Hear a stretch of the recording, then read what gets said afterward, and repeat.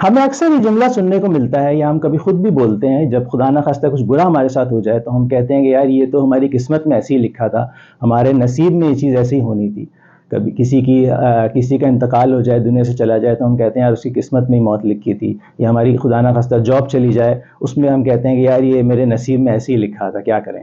اور بعض اوقات بڑے مزے کی بات یہ بھی ہے کہ قسمت کے بجائے ہم کہہ دیتے ہیں کہ یار یہ کچھ جو برا ہمارے ساتھ ہوا ہے یہ اصل میں کسی کی بددعا تھی، یا کسی کی ہائے لگ گئی ہمیں، یا کسی کی نظر تھی اس کی وجہ سے ہمارے ساتھ یہ برا ہو گیا۔ ویسے نظر ایک حقیقت ہے، یہ واقعی ہوتی ہے، لیکن ہم کیا کرتے ہیں کبھی کبھی اپنی کمزوریوں کو چھپانے کے لیے، یہ دیکھنے سے بچنے کے لیے کہ ہم نے کیا غلطی کی، ہم یہ کہہ دیتے ہیں کہ یار یہ نظر ہو گئی تھی، یا بددعا تھی، یا یہ تو ہماری قسمت میں ایسے ہی لکھا تھا، ہم کیا کریں، یہ کہہ کے ہم سائڈ پہ ہو جاتے ہیں۔ لیکن میرے خیال سے ہماری قسمت، ہمارا نصیب، ہمارا مقدر ہمارے اپنے ہاتھ میں ہوتا ہے، اور بہت سی چیزیں لائف میں ہمارے اپنے کنٹرول میں ہوتی ہیں۔ اس کی ایک مثال لے لیتے ہیں، دو بھائی ہیں، اس میں سے ایک بھائی نے جو ہے اپنی ٹین ایج میں، جوانی میں پڑھائی پہ فوکس رکھا، ہارڈ ورک کیا، آف کورس اس نے تھوڑی بہت پارٹی بھی کی، دوستوں کے ساتھ بھی گھوما پھرا، لیکن فوکس اس کا پڑھائی پہ تھا، اور اس نے محنت کی عادت ڈالی، ڈسپلن اپنی لائف میں رکھا، اور پڑھتے پڑھتے وہ جو ہے اس نے اچھی ڈگری حاصل کر لی اور اچھی جاب حاصل کر لی، اس کی لائف سیٹ ہو گئی۔ یہ جو دوسرا بھائی تھا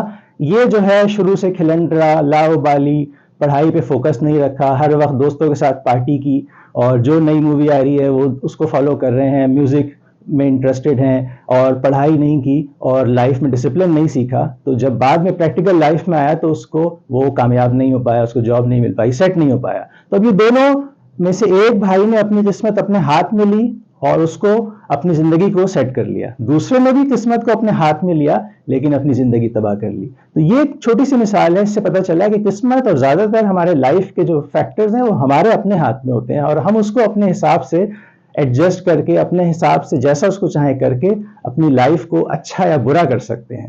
اس کی ایک اور مثال بھی ہے، یہ جو ویسٹ کے کنٹریز ہیں، ڈیولپ کنٹریز ہیں، یہاں پر لوگوں کی زندگیاں جو ہیں وہ بہت لمبی ہو گئی ہیں ماشاءاللہ۔ اب وہ 60-70 کے بجائے 80 سال، 90 سال، 100 سال کے قریب بھی جینے لگے ہیں۔ جاپان میں بھی ایسے ہی ہے، ڈیولپ کنٹریز دوسرے ویسٹ اس میں بھی ایسے ہی ہے۔ تو یہ کیوں ہے؟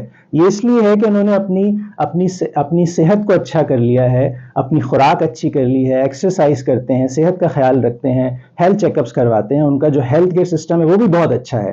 تو اس طرح کیا ہوا ہے، انہوں نے اپنی جو عمر ہے اس کو اپنے ہاتھ میں لے لیا ہے، اور اپنی عمر کو اس طرح سے اپنے ہاتھ میں لے کے کہہ سکتے ہیں کہ اپنی قسمت کو اپنے ہاتھ میں لے لیا ہے، اپنی عمروں کو بڑھا لیا ہے۔ جبکہ اس کے مقابلے میں جو دوسرے کنٹریز ہیں، ہمارا پاکستان ہے، انڈیا، یہاں پر جو لائف ایکسپیکٹنسی ہے وہ صرف 65-70 سال کے آس پاس ہے۔ چلیں یہ تو بہت دور کی مثالیں ہیں، اپنے کنٹری میں پاکستان میں بھی دیکھ لیں کہ ہم میں سے وہ لوگ جو اپنی صحت کا خیال رکھتے ہیں، ایکسرسائز کرتے ہیں، تو وہ بیماریوں سے بچے رہتے ہیں اور ان کی صحت اچھی رہتی ہے اور وہ لمبی زندگی جی پاتے ہیں۔ تو یہ بھی ایک مثال ہے کہ ہماری قسمت ہمارے اپنے ہاتھ میں ہوتی ہے، ہم جیسا چاہتے ہیں ویسے ہی اپنی زندگی کو بنا سکتے ہیں۔ یہاں پر ایک بڑی انٹرسٹنگ چیز یہ بھی ہے کہ ہمارا خیال یہ کہ کچھ چیزیں ہمارے جینز میں ہوتی ہیں، ہمارے ڈی این اے میں ہوتی ہیں، ہم کہتے ہیں یار یہ چیز تو ہماری گھٹی میں ہے، اس کو تو ہم چینج نہیں کر سکتے۔ لیکن یہ ایک اسٹڈی ہے، ایک ایپی جینیٹکس، ایک سائنس کی فیلڈ ہے، یہ ایپی جینیٹکس یہ اسٹڈی کرتی ہے کہ جو ہمارا ڈی این اے ہے، جو ہمارے جینز ہیں جو ہم اپنے ماں باپ سے لے کر آتے ہیں، اور اس کے اوپر جو ہمارے حالات ہیں یا جو دوسرے فیکٹرز ہیں وہ کیا اثر کرتے ہیں، اور وہ کیا اس میں کچھ چینجز آتی ہیں یا نہیں آتی ہیں۔ تو ایپی جینیٹکس یہ بتاتی ہے کہ ہمارا جو ڈی این اے، ہمارے جینز ہیں، ہم اس کو بھی تبدیل کر سکتے ہیں۔ اسی لیے یہ جو موزارٹ ریکارڈنگز ہیں وہ سنائی جاتی ہیں نیو بورن بیبیز کو، یا جو بچے پیدا ہونے والے ہوتے ہیں ان کو موزارٹ ریکارڈنگ سنائی جاتی ہیں۔ موزارٹ جو ہے ایک کمپوزر تھا 1700 سینچری میں، اس کی یہ جو ٹام اینڈ جیری وغیرہ میں جو میوزک پیچھے چل رہی ہوتی ہے اصل میں موزارٹ کی میوزک ہوتی ہے، اور یہ بچوں کے اس میں کارٹون میں لگانے کا مقصد یہ ہوتا ہے کہ خیال یہ ہے کہ یہ میوزک سن کے برین کی ڈیولپمنٹ ہوتی ہے۔ تو ایپی جینیٹکس ہمیں یہ بتاتی ہے کہ جو ہمارے جینز ہیں یا جینوم ہیں، اس کے اوپر بھی ہم اثر انداز ہو سکتے ہیں، اور اس کو نیگیٹو یا پازیٹیو افیکٹ اس کے اوپر ڈالا جا سکتا ہے۔ وہ کیسے؟ وہ اس طرح کہ ہمارے جو خیالات ہیں، ہماری جو ہیبٹس ہیں، یا ہم کس طرح کے لوگوں کی کمپنی میں رہتے ہیں، تو یہ چیزیں ہمارے جینز پہ اثر انداز ہو سکتی ہیں، اور ایون ہمارے ڈی این اے تک کو چینج کر سکتی ہیں۔ اگر اس میں یعنی ہمیں یہ لگتا ہے کہ یار یہ جو سستی ہے یہ تو ہماری گھٹی میں پڑی ہوئی ہے، تو ہم اپنی سستی کو بھی اپنی گھٹی سے نکال کے ایکٹیو ہو سکتے ہیں۔ یا ہمیں یہ لگتا ہے کہ یار یہ جھوٹ بولنا تو ہماری فطرت میں ہے، تو ایسا نہیں ہے. ہم اس جھوٹ بولنے کو سچ بولنے کی عادت میں چینج کر سکتے ہیں. ہمیں صرف کانشیس کانسٹنٹ ایفرٹ چاہیے، ول پاور چاہیے، ایک مائنڈ فلنس چاہیے اس چیزوں کی. تو ایپی جینیٹکس ہمیں بتاتی ہے کہ ہم اپنے جینز، اپنے ڈی این اے کو بھی چینج کر سکتے ہیں. یہاں پر ہم جارج بش کی مثال بھی لے سکتے ہیں. جارج بش ہم سب جانتے ہیں کہ امریکہ کے پریزیڈنٹ تھے جس وقت یہ 9/11 ہوا. 2001 سے 2009 تک بش جو ہیں یو ایس کے پریزیڈنٹ رہے. تو یہ جو بش جونیئر ہے یہ اپنے جوانی میں ایسا نہیں تھا جیسے یہ پریزیڈنٹ بننے کے بعد ہمیں دکھتا ہے، کام کمپوز جینٹل مین. اس وقت اپنی جوانی میں یہ کھلنڈرا اور لاپرواہ قسم کا لڑکا تھا. دوستوں کے ساتھ گھومنا پھرنا، پڑھائی پہ فوکس نہیں، اور یہ جو ہے بہت زیادہ ڈرنکنگ میں، شراب نوشی میں بھی تھا. تو جارج بش سینئر صاحب تھے. انہوں نے اس سے پہلے کہ انہوں نے دیکھا کہ یہ بچہ اس سے پہلے کہ ہاتھ سے نکل جائے، ایک مینٹور کے حوالے اس کو کر دیا. بلی گرہم ان کا نام ہے.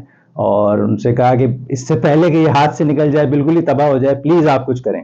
تو بلی گرہم نے صرف ان جارج بش جونیئر کے ساتھ رہنا شروع کیا، صرف اپنی کمپنی میں اس کو رکھا. شروع میں بش کی بڑی اس سے لڑائی ہوتی کہ آپ ہر وقت مجھے باتیں بتاتے رہتے ہیں، اچھی باتیں بتاتے رہتے ہیں، مجھے اس میں انٹرسٹ نہیں ہے، مجھے جو ہے پارٹی کرنی ہے، جو بھی مجھے کرنا ہے. لیکن آہستہ آہستہ اس کی زندگی پہ اس کمپنی کا اثر ہوا، بلی گرہم کی کمپنی کا اثر ہوا. آہستہ آہستہ اس نے فی الآخر جو ہے شراب نوشی چھوڑ دی، ڈرنکنگ چھوڑ دی، اور دوسری جو بری عادتیں تھیں اس کو چھوڑ دیا. اپنی اسٹڈی کی طرح واپس آیا. ہارورڈ یونیورسٹی سے اس نے گریجویشن کی اور ایک کام کمپوز سوبر انسان بنا. تو اس سے پتہ چلتا ہے کہ ہمارا جو ماحول ہے، ہم کن لوگوں کے ساتھ اٹھتے بیٹھتے ہیں، ہماری عادتیں کیا ہیں، ہم کیا کرتے ہیں، تو اس سے ہماری جینز پہ، ہماری جو ہیبٹس ہیں اس پہ بھی اثر پڑتا ہے. اور اس کے ساتھ ساتھ ہماری قسمت بھی جو ہے وہ بھی ہم اپنے ہاتھ میں لے کے اس کو بدل سکتے ہیں اور اپنی لائف کو چینج کر سکتے ہیں. تو اپنی قسمت کو اپنے ہاتھ میں لیں، اپنی زندگی کا جھنڈا خود اٹھائیں اور اپنی زندگی کو بدل دیں. اپنی قسمت کو بدلیں تاکہ آپ کی زندگی بدلے، ویسی بن جائے جیسی آپ چاہتے ہیں.